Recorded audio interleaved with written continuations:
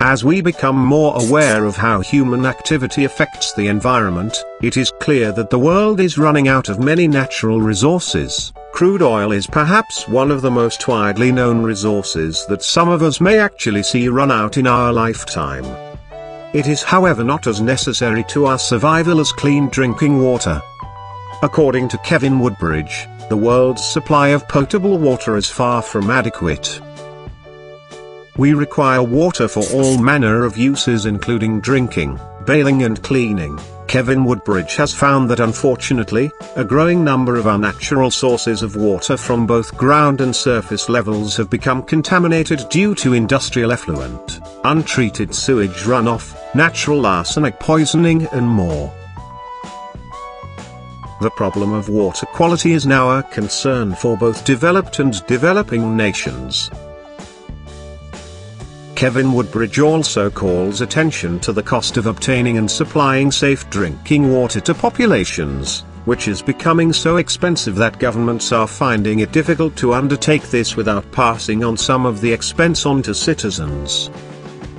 Some may imagine that given that 70% of the planet is covered in water, this should not be a problem. Unfortunately, majority of this water is salty and much of the desalination technology at use today leaves behind concentrated brine that is harmful to the environment. Kevin Woodbridge points to a 2010 National Geographic article that indicated that the continued use of inland desalination plants could raise salinity levels in water and make desalination even more expensive to undertake.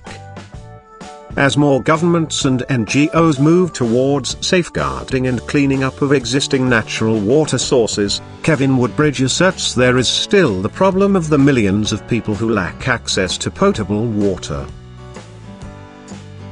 Atmospheric water generators, such as those offered by Air-to-Water Technologies Incorporated, are gaining ground as viable solutions to this problem, especially in arid regions.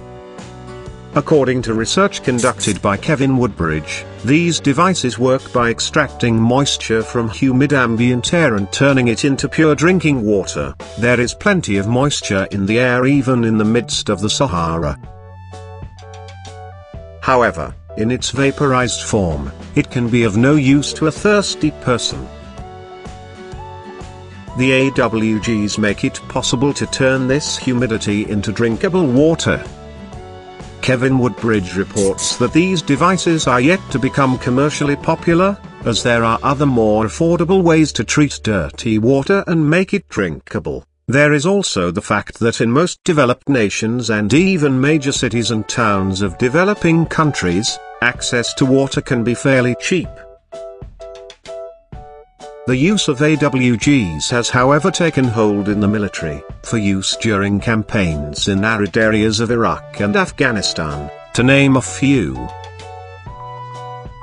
They make more sense than having to transport tankers of water in. They are also becoming a viable option on ships and on islands. Haiti has become a poster child for AWG use thanks to the damage to public sanitation systems that has encouraged the spread of cholera.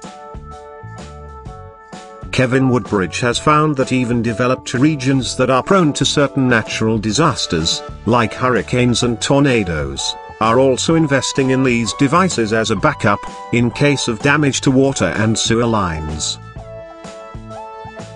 People in these regions are often advised to avoid using tap water until they can be assured of no cross-contamination after the destructive weather phenomenon is over.